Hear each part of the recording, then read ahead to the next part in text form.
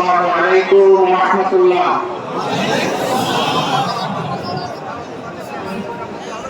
যশোরের মিষ্টিগুলোর এলাকার মানুষ, মিষ্টি মানুষগুলো আপনারা কেমন আছেন? 24-5 আগস্টের আগে আপনারা কেমন ছিলেন? ভালো ছিলেন না? আল্লাহ তাআলার মেহেরবানিতে এখন ভালো আছেন? আলহামদুলিল্লাহ রাব্বিল আলামিন, والصلاة والسلام على رسوله الكريم وعلى آله وصحبه وأهل بيته أجمعين। বাংলাদেশ জামাত ইসলামী ঐতিহ্যবাহী যশোর জেলা শাখার উদ্যোগে আয়োজিত যশোর ঈদগাহ মাঠে আজকের এই বিশাল কর্মী সম্মেলনের সম্মানিত সভাপতি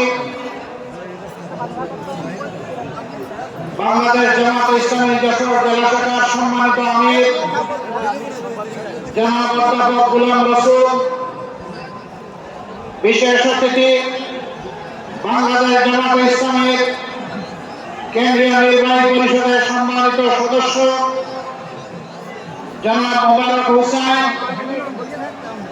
কর্মপরিষদ সদস্য বিশিষ্ট আলেমে দ্বীন মুহাদ্দিস আব্দুল খালিক, মঞ্চে বসা আঞ্চলিক, স্থানীয় এবং জেলা নেতৃবৃন্দ, বন্ধু সংগঠনের ভাই ও বোনেরা, সহকর্মী বন্ধুগণ, সাংবাদিক ভাইয়েরা, আল্লাহ তাআলার শুকরিয়া আদায় করছি। সাংবাদিকদের উপর মানুষ খেপে গেছে। আপনারা তো খেপবেন 5 তারিখের আগে, এখন 5 তারিখ চলে গেছে, এখন আর খেপবেন কেন? আপনারা একটু তাদেরকে তাদের দায়িত্বটা পালন করতে দেন। এটা তাদের পেশাগত দায়িত্ব। এখানে না দাঁড়ালে তারা ভালো করে আজকের এই সমাবেশকে ধারণ করতে পারবে না। আল্লাহ তাআলা যারা ধৈর্যশীল তাদের জন্য সুসংবাদ দিয়ে বলেছেন, ইয়া আইয়ুহাল্লাযীনা আমানুস্তাঈনু বিস-সাবরি ওয়াস-সালাহ। নামাজ এবং সবরের মাধ্যমে আল্লাহ তাআলা তার সাহায্য কামনা করতে বলেছেন। এরপরে বলেছেন, এরকম যারা করবে আমি তাদের সাথে আছি, ইন্নাল্লাহা মা'আস-সাবিরিন। আপনারা কি চান যে আল্লাহ তাআলা আমাদের সাথে থাকুন? তাহলে আশা করি এই ভাইদেরকে আপনারা কষ্ট দিবেন না। তারা তাদের পেশাগত দায়িত্ব পালন করছে। এর আড়ালে যারা পড়ে গেছেন, আল্লাহ তাআলার দরবারে দোয়া করি তারা যদি চামড়ার চোখ দিয়ে আমাকে নাও দেখতে পারে, আল্লাহ যেন দিলের চোখ তাদের খুলে দেয়। প্রিয় সম্মানিত ভাইরা, আমি দুঃখ প্রকাশ করছি, এত বড় কর্মী সম্মেলন যশোর জেলার ভাইদের নিয়ে হলো, কিন্তু আমরা আমাদের বন্ধুদেরকে এই ধরনের আয়োজনে আমরা সম্পৃক্ত করতে পারলাম না। ভবিষ্যতে ইনশাআল্লাহ আমরা চেষ্টা করব। বাইরে যারা এসেছেন তারা মনের পকেটে নিজের গুণা নিয়ে যাবেন এবং বন্ধুদের জন্য কিছু নিয়ে যাবেন, পরিবারের সবার জন্য নিয়ে যাবেন, সমাজের জন্য, আপনজন প্রিয়জনের জন্য নিয়ে যাবেন। তাহলে আজকে ইনশাআল্লাহ কিছুটা পূরণ হবে। আমার প্রিয় সম্মানিত ভাই বোনেরা, বাংলাদেশ আমাদের প্রিয় দেশ। আল্লাহ তাআলা মেহেরবানি করে এই দেশে আমাদেরকে জন্ম দিয়েছেন। সূর্যের আলো আমাদের প্রিয় দেশ। মাটির উপর সবুজ, মাটির নিচে খনিজ পদার্থ, জল ভরা, পানি ভরা। আল্লাহ তাআলা অনেক নিয়ামত আমাদেরকে দিয়েছেন। এদেশের বাতাসের নিয়ামত, কিন্তু আমাদের কিসমতের একটা জায়গায় ঘাটতে রয়ে গিয়েছে। এটি আমাদের কারণে। এটি হচ্ছে আমরা সৎ নেতৃত্বে, আমানতদার নেতৃত্বের নিয়ামত থেকে জাতি এখনো বঞ্চিত থেকে গেল। এই জায়গাটা পরিপূর্ণ না হলে আমাদের প্রিয় জাতি সত্যিকার অর্থে মর্যাদাপূর্ণ জাতি হতে পারবে না। 24 সালের 5 আগস্টের আগ পর্যন্ত বাংলাদেশে ছিল দুঃশাসন এবং দুর্নীতিতে পরিপূর্ণ। এই দলটি অতীতে যখন ক্ষমতায় এসেছে, এদেশের মানুষের উপর প্রতিশোধ নিয়েছে। তারা দুঃশাসন এবং দুর্নীতিতে দেশকে ডুবিয়ে দিয়েছে। এবারও তার ব্যতিক্রম হয়নি, বরঞ্চ গায়ের জোরে একটানা 15.5 বছর গতি চিন্তায় করে দেশ শোষণ করার কারণে এবারকার যন্ত্রণা এবারকার জুলুমটা ছিল যে কোনো সময়ের চাইতে অনেক বেশি। আল্লাহ তাআলার দরবারে দোয়া করি, আল্লাহ তো চাইলে যে কাউকে হেদায়েত দিতে পারে। আমরা তাদের জন্য আল্লাহর দরবারে হেদায়েতের দোয়া করি, নিজেদের জন্য আমরা আল্লাহর দরবারে কামিল হেদায়েত ভিক্ষা চাই। আল্লাহ যেন আমাদেরকে কামিল হেদায়েত নসিব করেন। বাংলাদেশের সমস্ত মানুষকে যেন হেদায়েতের জন্য আল্লাহ কবুল করেন। প্রিয় ভাইরা, তারা কি করেছে নিশ্চয়ই আমি আসার আগে সহকর্মীদের মুখ থেকে আপনারা সব শুনেছেন। আমি ওই কথাগুলো বলে আমার সময় নষ্ট করতে চাই না, শুধু আল্লাহ শুকরিয়া এতটুকু আদায় করতে চাই যে কল্পনা করেন এই বাংলাদেশের মানুষ, বিশ্বের মানুষ, যে এই ধরনের একটি ফ্যাসিবাদী রেজিম, একটি শাসক এই বছরের আগস্টের 5 তারিখ শেষ হয়ে যাবে। এটা কেউ আমরা কল্পনা করি নাই। আসমান জমিনের মালিক বাংলাদেশের জনগণকে, মুসলিম জনগণকে এটা উপহার দিয়েছে। আলহামদুলিল্লাহ রাব্বিল আলামিন। এর সমস্ত কৃতিত্ব আল্লাহ তাআলা, জমিনের কৃতিত্ব 11 কোটি মানুষের, মুসলিম মানুষের, নেতৃত্বের কৃতিত্ব আমাদের গর্বের সন্তানদের। যারা রাস্তায় নেমেছিল তাদের একটি দাবি আদায়ের জন্য, কোটা সংস্কারের দাবি। এই দাবিকে সরকার পুরোনো কায়দায় গায়ের জোরে হেলমেট এবং হাতুড়ি বাহিনী পাঠিয়ে গুলি আর বন্দুক দিয়ে দমন করতে চাইল। রংপুরে আমাদের একটি সন্তান, সে বুক খুলে ডানা মেলে দাঁড়িয়ে বলেছিল, বুকের ভিতরে তুমুল ঝড়, বুক পেতেছি গুলি কর। তার আত্মবিশ্বাস ছিল, সে সংগত ন্যায়সঙ্গত দাবিতে ছাত্র সমাজের সাথে রাস্তায় নেমেছে, যুব সমাজের সাথে রাস্তায় নেমেছে। তার দেশের পুলিশ তার বুকে গুলি করবে না, কিন্তু দুর্ভাগ্য পুলিশ পরপর 3টি গুলি করে তাকে শেষ করে দেয়। আল্লাহ তাআলার দরবারে দোয়া করি আল্লাহ তাকে এবং তাদের এই দাবি আদায়, জনগণকে মুক্তি দেওয়ার জন্য এই সংগ্রামে যারাই জীবন দিয়েছে আল্লাহ তাদেরকে শহীদ হিসেবে কবুল করুন। তাদের পরিবারকে আল্লাহ তাআলা উত্তম ধৈর্য ধারণের তৌফিক দান করুন। যারা আহত হয়েছে, পঙ্গু হয়েছে, আল্লাহ তাআলা তাদের প্রশান্তির হাত বুলিয়ে দিন এবং সেই সাথে তাদেরকে সুস্থতা, পূর্ণ নিয়ামত আল্লাহ তাআলা দান করুন। পরিশেষে যারা রাস্তায় নেমেছিলেন বুক পেতে, তাদের বীরত্বগাথার জন্য তাদের প্রতি গভীর কৃতজ্ঞতা জানাচ্ছি, অভিনন্দন জানাচ্ছি। প্রিয় ভাইরা, নেতৃত্বের এই গৌরব আমাদের সন্তানদের শুধু নয়, আমাদের, কারণ তারা তো আমাদেরই সন্তান। বাবার জন্য সন্তান যখন কোনো কৃতিত্ব গৌরব বয়ে আনে, কাজে তো এর সিংহভাগের অংশীদার হয় সেই বাবা মা। অতএব আমরা তাদের অভিভাবক হিসাবে আমরা খুবই গর্বিত। আল্লাহ তাআলার দরবারে দোয়া করি, আল্লাহ তাআলা যুগে যুগে প্রতিদিন যেন এই জাতির মধ্যে এই ধরনের বীর সন্তান পয়দা করেন, যারা জাতির পাহারাদার হিসেবে কাজ করবে। আমার সম্মানিত ভাইরা, আমি যে মাঠটিতে আজকে দাঁড়িয়ে কথা বলছি, এই মাঠটি যশোর শহরের একটা পুরাতন মাঠ। যশোর জেলাটি ব্রিটিশ আমল থেকে একটা পুরাতন জেলা। এইটাকে কেন্দ্র করে পুরা দক্ষিণবঙ্গের এই অংশটা ছিল প্রশাসনিক এই জেলার আওতায়। কিন্তু আমি এর আগেও ওই যশোর জেলায় এসেছি। এখানে যখন এই শহরে ঢুকে আমার যেন মনে হয় নূহ আলাইহিস সালামের বন্যার পানি এখানে এসে লেগেছিল কিনা, কারণ এখানে কোনো উন্নয়ন ছোঁয়া নেই। একটা পুরাতন জেলা, তার তো চেহারা এতদিনে পাল্টে যাওয়ার কথা, কিন্তু জেলাটা অবহেলিত হয়ে আসছে কেন? এটা কি বাংলাদেশের অংশ নয়? যশোর জেলা কি বাংলাদেশের উন্নয়নে কোনো অবদান নেই? যদি তাই হয়ে থাকে তাহলে তারা কেন তাদের ন্যায্য অধিকারটা পাচ্ছেন না? এটা শুধু যশোরেরই বঞ্চনা নয়, তবে যশোর অন্যতম বঞ্চিত জেলা। এই ব্যাপারে আমার নির্দ্বিধায় বলতে কোনো সংকোচ নেই। হ্যাঁ, এখানে মেডিকেল কলেজ হয়েছে, একটা বিজ্ঞান প্রযুক্তি বিশ্ববিদ্যালয় হয়েছে, এখানে আরো অনেক কিছু হওয়া প্রয়োজন। এই শহরটাকে কেন্দ্র করে একটা নগর গড়ে ওঠা প্রয়োজন। এটা নাগরিক সমাজের একটা প্রাণকেন্দ্রে পরিণত হওয়া প্রয়োজন। এত বড় শহর, তার মধ্যে ভালো একটা পার্ক নেই, ভালো কোনো জলাধার নাই, খেলার কোনো উন্নত মানের মাঠও নেই। কেন এই বিধ্বস্ত দশা? কেন? কারণ একটাই, মানুষের বিবেক যখন কাজ করে না, মানুষ যখন আল্লাহকে ভয় করে না, তখন ক্ষমতাতে বসার আগে মানুষের পা ধরে চুমু খায়, আর ক্ষমতাতে বসে গেলে মানুষকে ভুলে যায়। তখন নিয়ত করে যে 5 বছর পরে আরেকবার কাজ করে নেব, মাঝখানটা মালিক আমি আর তোমরা সবাই ভাড়া। এই মানসিকতা না থাকলে বৈষম্য হবে কেন? বাংলাদেশের সকল অঞ্চলে সুষম উন্নয়ন হবে।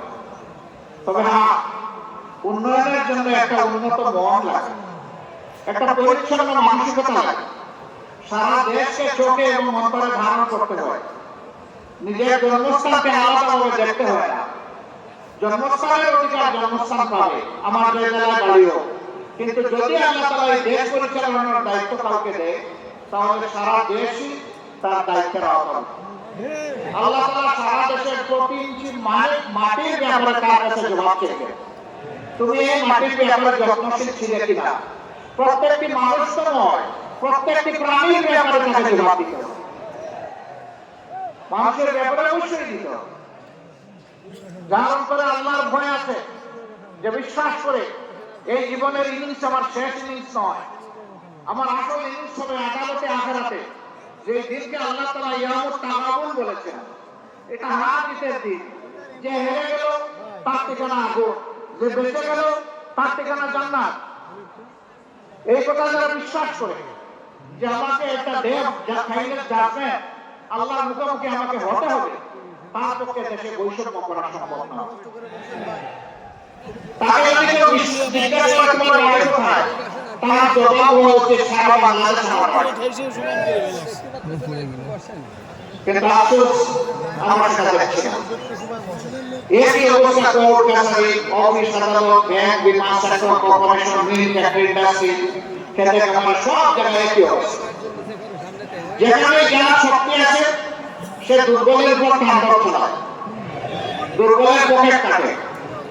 যে যত বেশি ধনী এবং জ্ঞানী আমাদের সমাজে এইরকম কিছু মানুষ আছে, সে তত বেশি চুর এবং টাকা।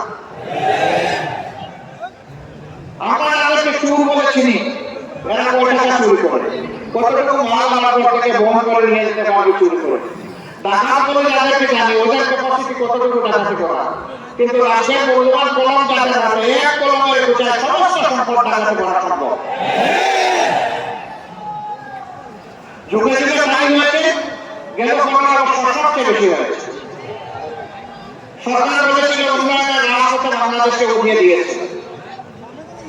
আমরা এখন মহাসড়কে আছি, আর বাংলাদেশ উন্নয়নের রোল মডেল। এখন চতুর্দিকে হাহাকার। বিভিন্ন মিল ফ্যাক্টরি, ইন্ডাস্ট্রিতে মালিকরা তাদের কর্মচারীদের বেতন দিতে পারে না, তাদের ইন্ডাস্ট্রি চালাইতে পারে না। সরকারি ইন্ডাস্ট্রিগুলো তো প্রায় সবগুলো বন্ধ হয়ে পড়ে আছে মুখ ফুটে। এখন বাজারে ব্যবসায়ী যারা আছেন, সব ব্যবসায়ী ব্যবসা বাজারে লাটে ওঠার উপক্রম। ব্যাংকগুলো তাদেরকে পুঁজি দিতে পারছে না। ব্যাংক কিভাবে দিবে? সমস্ত ব্যাংক ঘোষণা করে, পেট খালি করে, ওরা যে চুরি করে দেশের বাইরে সমস্ত সম্পদ পাচার করে দিয়েছে। টাকা আদায় করতে গিয়ে এখন যে অর্থনীতির চাকা ঘোরানোর জন্য ব্যাংকগুলো যে টাকা দিবে, সেই টাকাই তো ব্যাংকের কাছে নাই। কিছুদিন এমন গিয়েছে ব্যাংকে গিয়ে মানুষ টাকাও দিতে পারে না, তার টাকা নাই, দিতে হবে।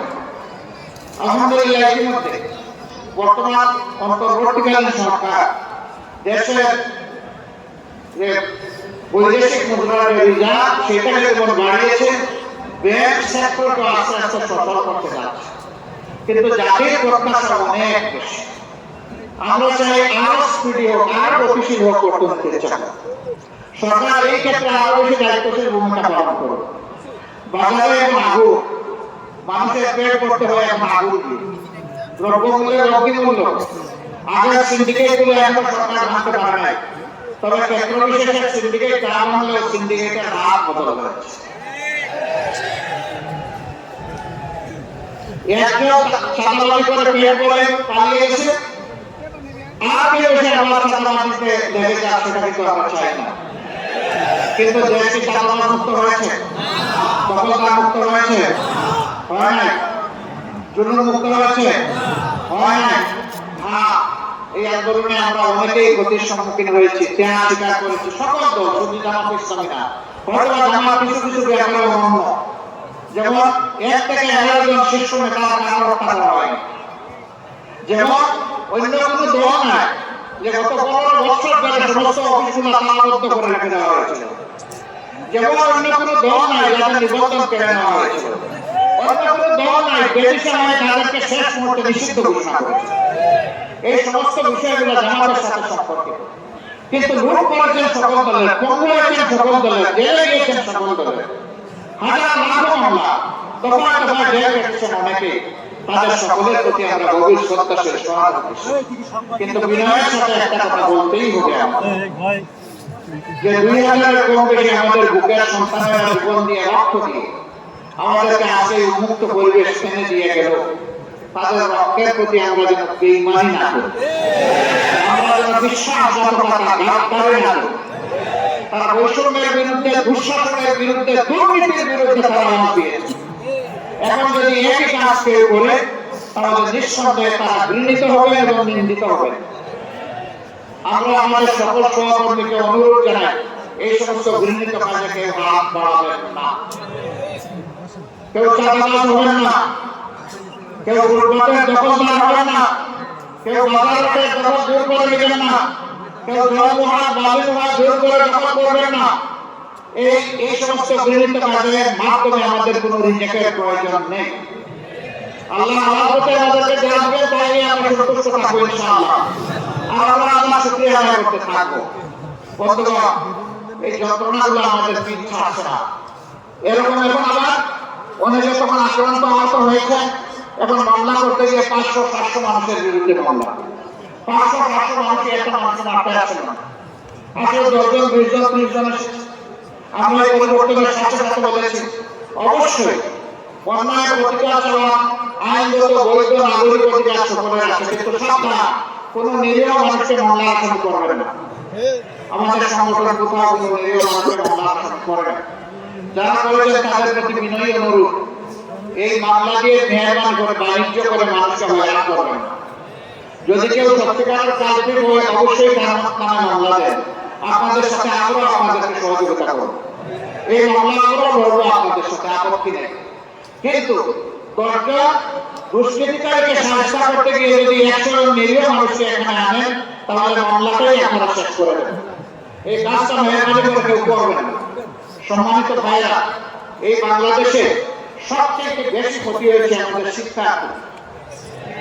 আজকে আমাদের যুবক যুবতীরা মাস্টার্স গ্রাজুয়েশনের সার্টিফিকেট নিয়ে তারা এখন দুয়ারে দুয়ারে ঘুরে তাদের কাঙ্ক্ষিত একটা চাকরি তারা পায়। দুটি কারণে পায় না। একটা কারণ হলো একটা গোষ্ঠীর কাছে সমস্ত মানুষের কিসমত হাইজ্যাক হয়ে গিয়েছিল। এই গোষ্ঠী বাংলাদেশকে তাদের জমিদারি মনে করত, তাদের আনুগত্য যারা করবে না তাদের জন্য দেশে বাঁচার কোনো অধিকার ছিল না। তাদের নামপত্র এরকম ছিল বন্ধুগণ। এখন তারা বিদায় নিয়েছে, এখন তো সেটা থাকা উচিত নয়। কিন্তু শিক্ষা ব্যবস্থার যে বিধ্বস্ত অবস্থা, শিক্ষার যে মান হওয়া উচিত, বিশেষ করে নৈতিক মান থাকা উচিত, আমাদের শিক্ষা ব্যবস্থা এটা একেবারেই চলে না। আমরা ইনশাআল্লাহ এই দেশটাকে শিক্ষা দিয়ে প্রথমে গড়া শুরু করবো, আল্লাহ যদি আমাদের তৌফিক দেন। কারণ শিক্ষাটাকে মেইন করবো। যে জাতিতে জ্ঞানী এবং শিক্ষিত মানুষ তৈরি হয়, এই জাতি বিশ্বের দরবারে বুক উঁচু করে দাঁড়ায়। আর যে জাতিতে জ্ঞানী এবং শিক্ষিত মানুষ থাকে না, এই জাতি সবসময় বিশৃঙ্খলা এবং বিপর্যয়ের মধ্যে পড়ে থাকে। আমরা আমাদের জাতিকে আর বিশৃঙ্খলায় ফেলতে দিব না কাউকে ইনশাআল্লাহ। আমরা এমন শিক্ষা উপহার দিতে চাই যে আমাদের সন্তানেরা শিক্ষার পাঠ শিখে যখন বের হবে, সাথে একটা সার্টিফিকেট নিয়ে শুধু বের হবে না, সাথে একটা কাজ নিয়ে বের হবে ইনশাআল্লাহ। আমরা আমাদের যুবক যুবতীদের হাতে কর্মীর হাতে পরিণত করতে চাই। সেই কর্মীর হাত লাগিয়ে মহান এনে আমরা আমাদের দেশকে গড়তে চাই, সামনের দিকে নিয়ে যেতে চাই। এবং এইভাবেই ভবিষ্যতে এই জেনারেশনের হাতে বাংলাদেশের দায়িত্ব আমরা তুলে দিতে চাই। আমাদের এই বক্তব্যকে কেউ কেউ বিকৃত রুচিবোধের জায়গা থেকে প্রশ্নবিদ্ধ করে। তারা বলেন, আপনি কি দেশের মালিকদের দায়িত্ব তুলে দেবেন? অবশ্যই আমি দেশের মালিকদের একজন, কারণ এই দেশে 18 কোটি মানুষের দেশের মালিক। বলার বিরুদ্ধে দিকে আমার বংশধর যারা এটা বলে আসলে তারা মালিক হওয়ার জন্য দুঃস্বপ্ন দেখছে। তারা চায় না আমাদের যুবকরা এগিয়ে যাক, আমাদের যুবকদের এই নেতৃত্ব তাদের পছন্দ হয়নি, যাদের পছন্দ হয়েছে তারা তাদের প্রতি অবশ্যই দায়বোধ অনুভব করে এবং কৃতজ্ঞতা প্রকাশ করে। আমরা তাদেরকে পছন্দ করেছি, তারা আমাদের গর্বের লোক, তারা আমাদের বীর, আমরা তাদের জন্য গর্বিত ইনশাআল্লাহ। আমার সম্মানিত ভাইরা, বাংলাদেশ জামাত ইসলামী এমন একটা রাষ্ট্রের স্বপ্ন দেখে যে রাষ্ট্রে আকাশ এবং পাতালের ব্যবধান থাকবে না নাগরিকদের মাধ্যমে, কেউ গাছতলায় আর কেউ বীজতলায়, এটা হবে না অবস্থা। একটা সামঞ্জস্য থাকবে, সমতা নয় ভারসাম্য থাকবে ইনশাআল্লাহ। অধিকারের জন্য হাহাকার করতে হবে না, বিচার বিভাগকে মেরুদণ্ড সোজা করে দেওয়া হবে, যাতে সেই বিচার বিভাগ রাষ্ট্রের প্রেসিডেন্টকেও দ্বিতীয় কোনো চোখে না থাকে, এই চোখে যাবে, এই চোখে সমস্ত নাগরিককে দেখবে। তিনি কে এটা বিবেচ্য বিষয় নয়, তিনি অপরাধ করে থাকলে যে অপরাধ হোক তাকে বিচারের আওতায় আসতে হবে। সেই বিচার যখন কায়েম হবে, আলহামদুলিল্লাহ, ইনসাফ যদি সমাজে কায়েম হয়, তাহলে কাউকে অধিকার চাইতে হবে না, রাষ্ট্রের দায়িত্ব হবে অধিকারের খোঁজ নিয়ে যার অধিকার তার হাতে পৌঁছে দেওয়া। আমরা এমন একটা রাষ্ট্র দেখতে চাই, আমরা এমন একটা রাষ্ট্র দেখতে চাই যে রাষ্ট্রের নাগরিকদের মধ্যে আর কোনো বিভাজন বিভক্তি থাকবে না। সমস্ত দেশ এবং জনগণ ঐক্যবদ্ধ হবে, এই ঐক্যবদ্ধ নাগরিক সমাজে একটা ঐক্যবদ্ধ দেশ হবে ইনশাআল্লাহ। মুক্তিযুদ্ধের পক্ষে বিপক্ষে আর মতো চেতনার গরিব বিক্রি করবেন আপনারা। অনেক বলেছেন, ৫৩টা বছর এই জাতির প্রভাব থেকে আপনারা ছিনিয়ে নিয়েছেন, জাতিকে আপনারা দাসে পরিণত করেছেন, আমরা আপনারা দাস হব না ইনশাআল্লাহ। মুক্তিযুদ্ধের চেতনা আপনাদের কোথায় যায়? যখন ভারতের প্রধানমন্ত্রী বলে বিজয় দিবসটা ১৬ ডিসেম্বর ভারতের বিজয়, বাংলাদেশের নামে একটা শব্দ পর্যন্ত উচ্চারণ করে না, তখন তো আপনাদের মুখে আমরা কোনো ভুলি দেখি না। আমরা যারা প্রতিবাদ করেছি এবং যারা দেশে বাংলাদেশে কেউ প্রতিবাদ করেছে, কিন্তু যারা চেতনা বিক্রি করেন তাদের মুখে আমরা কোনো ভুলি সেদিন দেখি না। আপনাদের এই চেতনা, আপনাদের এই ভালোবাসা আপনারা রাখেন, কোথায় রাখেন? ৫৩ বছর এটা আমরা দেখেছি। এখন দেশে তার আপন গতিতে আলো আসছে, সামনের দিকে এগিয়ে যেতে সুযোগ দিন, রাস্তা পরিষ্কার করে দিন, আর একটা বিভাজন লাগায়। সংখ্যালঘু সংখ্যালঘু, কিসের সংখ্যালঘু সংখ্যালঘু? এই দেশে আল্লাহ যাদেরকে পয়দা করেছে তাদের সকলে এই দেশের গর্বিত থাকবে। সকলের অধিকার, সাংবিধানিক অধিকার সমান। এখানে সংখ্যালঘু সংখ্যালঘু কিসের? একটা মানুষ তার পছন্দ মতো ধর্ম সে কবুল করবে। ইসলাম ধর্ম কাউকে এই ব্যাপারে জবরদস্তি করার এখতিয়ার দেয় নাই। ধর্ম মিলেমিশে আমরা এই দেশে বসবাস করবো। আল্লাহর কাছে যার জবাব দিই তা আরেকজনের জবাব আমাকে দিতে হবে না, আমার জবাব আরেকজনকে দিতে হবে। সুতরাং এখানে ধর্ম নিয়ে কোনো বাড়াবাড়ি এবং বিভাজন বিভক্তি চলবে না, অধিকার খর্ব করা চলবে না। এরা কথাগুলো বলে কার্যত নির্দিষ্ট ধর্মের ভাইদেরকে এরা ক্ষতি করেছে, শোষণ করেছে, লাঞ্ছিত করেছে। এটা অধিকার অনেক ক্ষেত্রে তারা কেড়ে নিয়েছে। কিন্তু দুঃখের বিষয়, যারা কেড়ে নেয় তাদের ব্যাপারে আওয়াজ না দিয়ে এদেশের দেশপ্রেমিক ইসলামপন্থী দলগুলোর বিরুদ্ধে আওয়াজ হয়। এর কারণে ডাকাতরা আরো দ্বিগুণ উৎসাহ নিয়ে ডাকাতি করে, তাদের ক্ষতি করে। আমি ১৩ সালে জাতিসংঘে মানবাধিকার কমিশনকে চিঠি লিখেছিলাম, আমাদের বিরুদ্ধে এই সংক্রান্ত যত অভিযোগ করা হয়েছে আমি সেই অভিযোগের বিচার চাই। আমি চাই জাতিসংঘের অধীনে একটা নিউট্রাল ইনকোয়ারি কমিটি করা হোক। সেই ইনকোয়ারি কমিটি বাংলাদেশে আমরা সর্বাত্মক সহযোগিতা করব। ওই ইনকোয়ারি কমিটির ইনকোয়ারিতে আমিও যদি খুশি সাব্যস্ত হই, আমি আমার বিচার চাই। আমরা দেখতে চাই তারা বিভিন্ন ধরনের মানুষের যারা জমি দূর করে দখল করে তাদের ইজ্জতের উপর হাত দিয়ে তাদের সম্পদ লুণ্ঠন করে তাদের ক্ষতি করেছে। আমরা শ্বেতপত্র চাই, তখন হয় না এখন দাবি করি হোক, এটা নাগরিকদের যে কোনো সময় হোক। আমরা পরিষ্কার বলতে চাই, আমাদের হিন্দু বৌদ্ধ খ্রিস্টান ভাইরা যারা আছেন, আমরা যেমন দেশের নাগরিক, আপনারাও সেই দেশের নাগরিক। আর যদি কেউ আপনাদেরকে মাইনরিটি বলে, তাহলে আপনারা মুখের উপর চিৎকার দিয়ে বলবেন আমরা মাইনরিটি নই, মেজরিটি নই, সমানাধিকারের ভিত্তিতে এই দেশের নাগরিক। আমরা আমার নাগরিক অধিকার চাই। আমাদের ব্যাপারে একটা যুগের ভয় অনেকে বলে যে জামাত ইসলামী ক্ষমতায় গেলে মহিলাদেরকে ঘরে বন্দি করে রাখে, বা এমন যে আমরা ৫৬,০০০ বর্গমাইলের এই বাংলাদেশের ৬০,০০০ ভোটে গ্রাম আর ১৮ কোটি মানুষের ধরে নিলাম কমপক্ষে ৬ কোটি ঘর আছে বা ৩ কোটি ঘর আছে, মেবি বাপে এখন যে আমরা ৩ কোটি তালা কিনে রেখেছি আর মোটা গেলে সব করে একটা করে তালা লাগে, মহিলারা যাতে ঘর থেকে বের হতে না পারে, এগুলো আমাদের বিরুদ্ধে মিথ্যা হবে। রাসূল করিম সাল্লাল্লাহু আলাইহি ওয়াসাল্লামের সাথে যুদ্ধের ময়দানে আমাদের মারা অংশগ্রহণ করেছে, যুদ্ধ করেছে, কঠিন বিপদে রাসূল করিম সাল্লাল্লাহু আলাইহি ওয়াসাল্লামের জন্য তারা ঢাল হয়ে যুদ্ধ করেছে। ওহদের ময়দানে কঠিন সময়ে পুরুষরা পাশে ছিলেন না, একজন মা চতুর্দিকে ঘুরে ঘুরে আল্লাহ রাসূলকে প্রোটেকশন দিয়েছেন, নিরাপত্তা দিয়েছেন। আমাদের সেই গর্বিত মা ছিলেন হযরত মুসাইবা রাদিয়াল্লাহু তাআলা আনহা। যুদ্ধ মানুষের জীবনে সবচেয়ে কঠিন কাজ, সেই কাজে আল্লাহ রাসূল মহিলাদেরকে বারণ করেন নাই, সঙ্গে নিয়ে গিয়েছেন। আমরা না আমাদের মাদেরকে ঘরে বন্দী করা, যিনি মা বাইরে গিয়ে দেশের উন্নয়নে অবদান রাখতে পারবেন, আগ্রহী, তার যোগ্যতা, তার দক্ষতা তাকে সঠিক জায়গায় নিয়ে যাবে ইনশাআল্লাহ।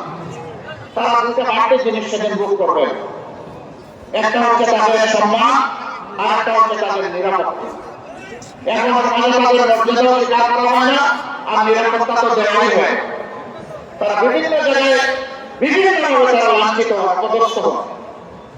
যখন কোরআনের সমাজ কায়েম হবে ইনশাআল্লাহ তাআলা তারা এই দেশে বসবাস করে বলবেন আমি এই দেশের একজন গর্বিত মা। সেদিনটি আসুক, আমরা আল্লাহর কাছে দোয়া করি, আমরা সমস্ত মায়ের জাতিকে মা হিসেবে। একটা বন্ধু আমাকে একদিন জিজ্ঞেস করে স্ত্রীকে কি হিসাবে দেখবো, তার একটু মা হিসাবে দেখবো, তারও মা হিসাবে দেখবে, তবে আমার মা আপনার সন্তানের মা।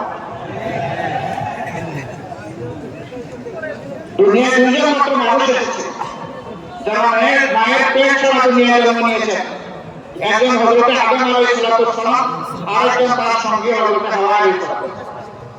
আর কোনো মানুষ দুনিয়াতে পয়দা হয়নি মায়ের পেট ছাড়া। এমনকি ঈসা আলাইহিস সালামের মা ছিলেন না, কিন্তু মা হযরত মরিয়ম আলাইহিস সালাম ছিলেন। অর্থাৎ মায়ের কাছে আমরা সবাই চিনি। আমরা আসলে আমাদের মায়ের জাতকে, মায়ের জাতের সম্মানটাই ছেড়ে যেতে চাই।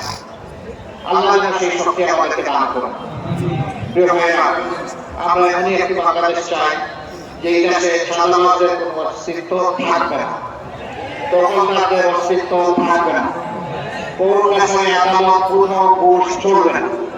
বলবেন এত অল্প বেতনে তখন চলবে কেমন মানুষগুলো?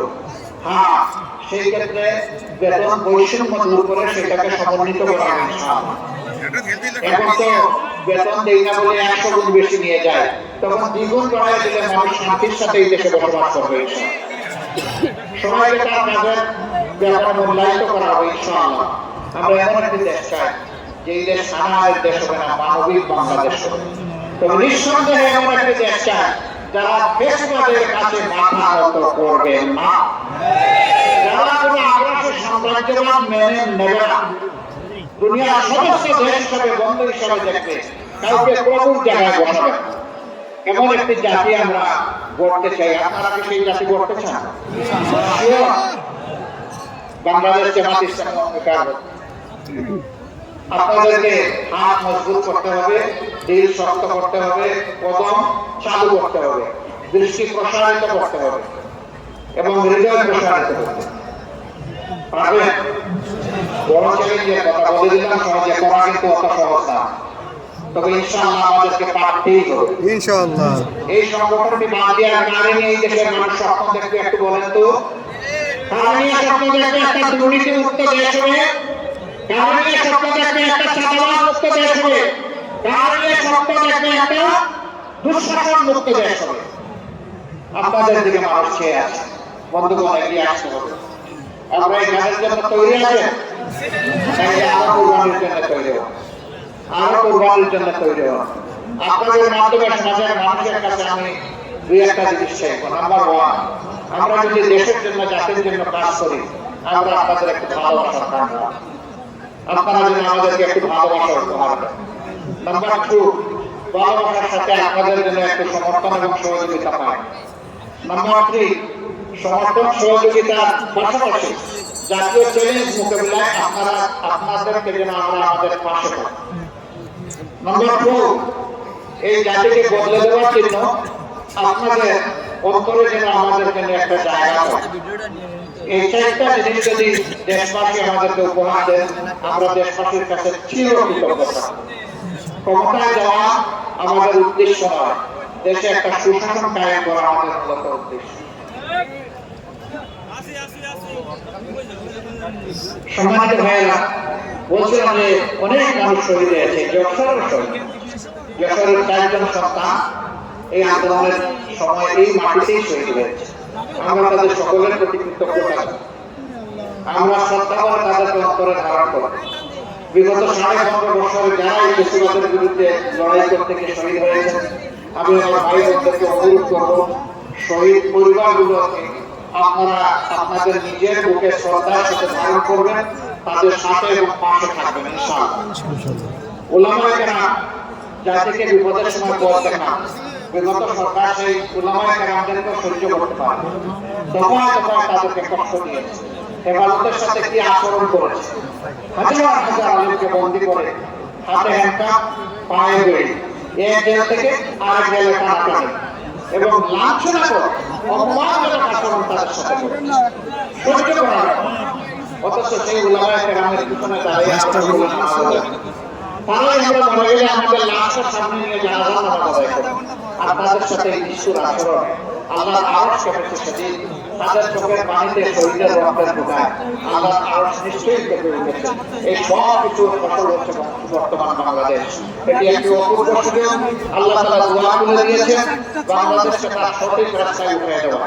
আসুন আমরা সবাই মিলে অঙ্গীকারবদ্ধ হই, একটা ঐক্যবদ্ধ ফেসিবাদ এবং সাম্রাজ্যবাদ বিরোধী জাতি গঠনের মাধ্যমে আমরা সামনের দিকে এগিয়ে যাব।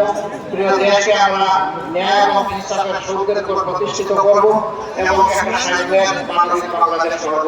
আল্লাহ আমাদের সহায় হোক। আল্লাহ হাফিজ। বাংলাদেশ জিন্দাবাদ। বাংলাদেশ জামাত ইসলামী জিন্দাবাদ। আসসালামু আলাইকুম ওয়া রাহমাতুল্লাহ।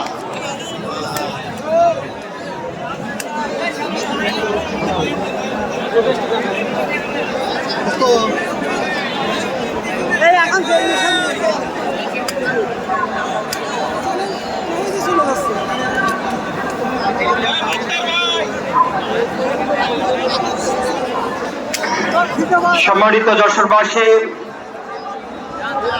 যশোর জেলার পক্ষ থেকে মোহতারাম আমিরে জামাতকে আমরা আন্তরিক মোবারকবাদ জানাচ্ছি। জনৈক ব্যর্থতার মধ্য দিয়ে মোহতারাম আমিরে জামাত যশোরবাসীর জন্য সময় দিয়েছেন, গুরুত্বপূর্ণ বক্তব্য রেখেছেন। আমি যশোরবাসীর পক্ষ হতে মোহতারাম আমিরে জামাতকে আন্তরিক ধন্যবাদ এবং অভিনন্দন জানাচ্ছি। সংগ্রামী ভাইরা, আজকের এই ঐতিহাসিক সম্মেলন আমাদের জামাতের বক্তব্যের মাধ্যমে সব দিকে মনে করা হলো। সবাইকে ধন্যবাদ। আসসালামু আলাইকুম ওয়া রাহমাতুল্লাহ।